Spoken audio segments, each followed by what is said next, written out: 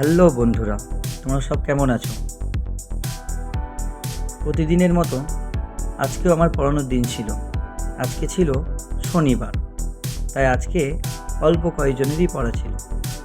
পড়াতে পড়াতে হঠাৎ এলো বৃষ্টি, আর বৃষ্টির মধ্যে পড়াতে খুব কষ্ট করেই পড়ালাম। এবার পড়ানোর শেষে ওরা বৃষ্টির ভিতরে বাড়ি যেতে চাইছিল। আমি হঠাৎ করে একটা বুদ্ধি করলাম এবং ওদেরকে এই মজার গেমটা খেলতে দিলাম, এবং খেলতে খেলতে খেলতে ওরা ততক্ষণে অনেকটা সময় পার হয়ে যাচ্ছিল। তারপরে ওদের অভিভাবকরা আস্তে আস্তে নিতে আসছিল এবং ওদেরকে খেলাটা করানো হলো, এবং অভিভাবকদেরও আমার বাড়িতে আসা হলো এবং সাথে করে ওদেরকে বাড়ি নিয়ে গেল।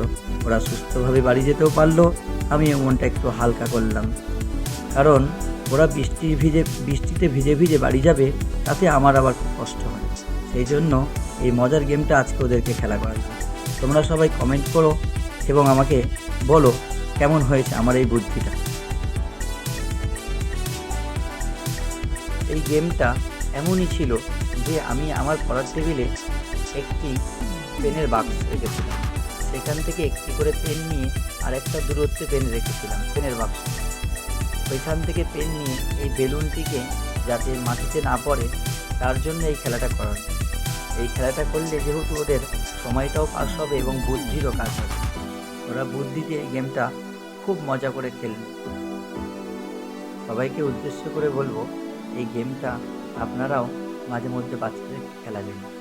এই গেমটা খেলতে সত্যি ওরা খুব মজা পায়।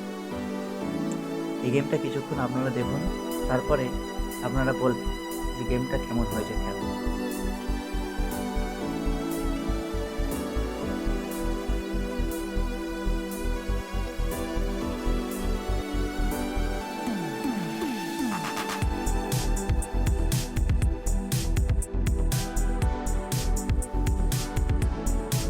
আমি এমন গেম বিভিন্ন রকমভাবে খেলাই যাতে করে বাচ্চাদের মনের ভিতরে যেন পড়াশোনার প্রতি কোনো ঘৃণা না জন্মে।